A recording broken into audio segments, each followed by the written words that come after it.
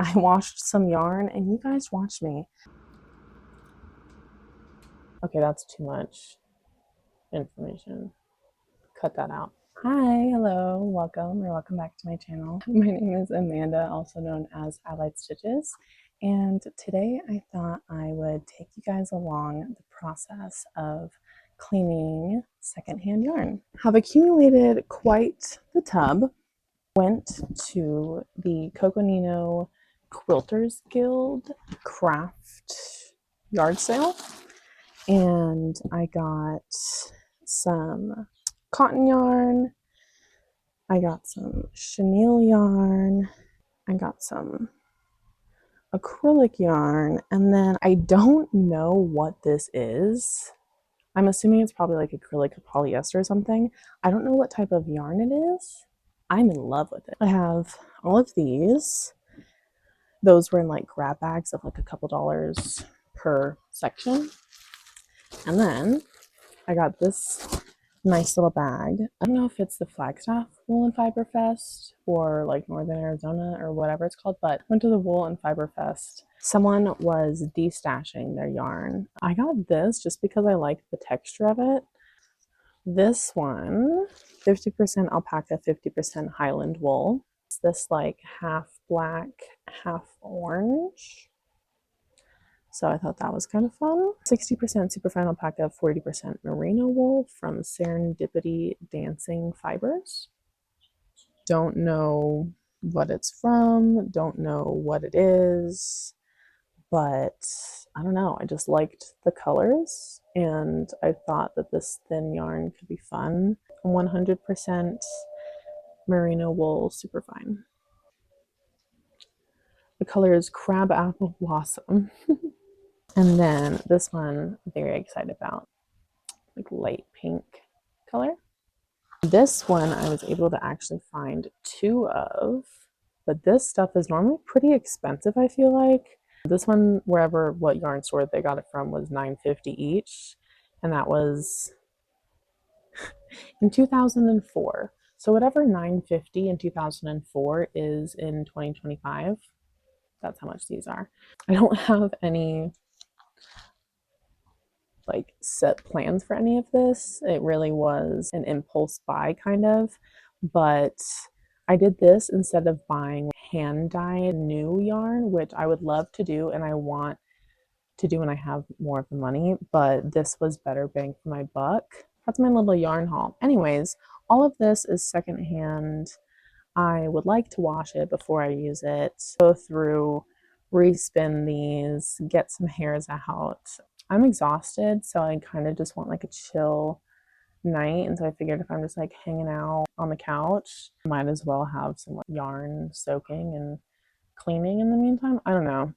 I really want to use this, so I want to clean it first. Also, I have a project in mind for this, so I'm trying to get these cleaned so that I can use them.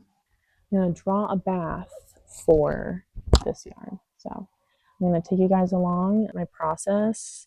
Feel free to let me know how you wash your secondhand yarn. I'm hoping regular soap and just like a nice little bath will do them some good. I'm going to quit yapping because apparently I could be here all night. I hope you guys enjoy coming along with me.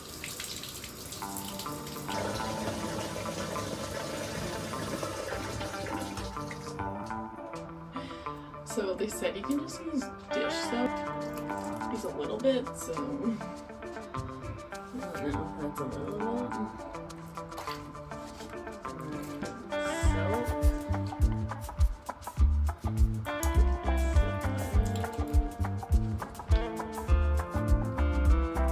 Wow! In the meantime, let's work on my bikini sweater vest. Very excited! Start with the top shoulder panels. Mattress stitch front and back panels right side in. Turn right side out, begin ripping. I did write it down! Good job, past Amanda. I'm so proud of you. I'm so proud.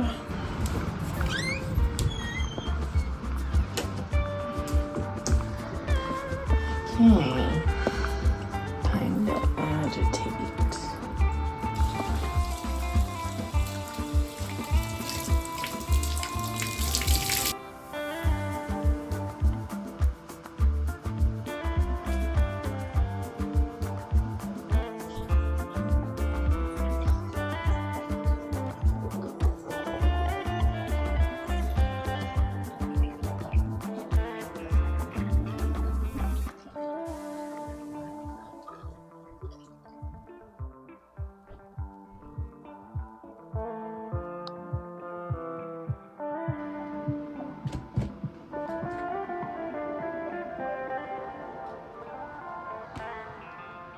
Hello. The first batch of yarn washing and respinning went fairly well. We're going to start the process of washing all of these. So just like the last batch, I'm going to do 15-minute soaks, agitating every 5 minutes with mild soapy lukewarm water.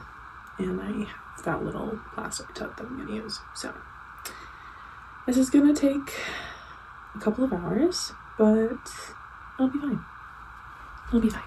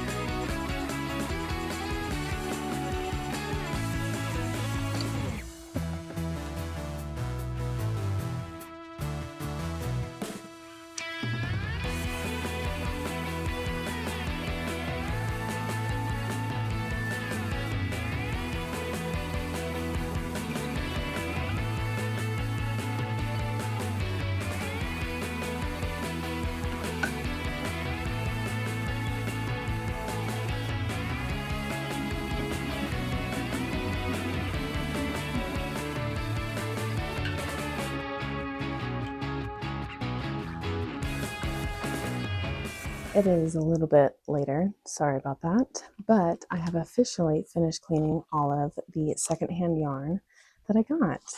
This batch was from the Flagstaff Wool and Fiber Fest. They took a little bit longer to dry just because they were wool rather than acrylic, but I just ended up hanging all of it in the guest bathroom and it was fine.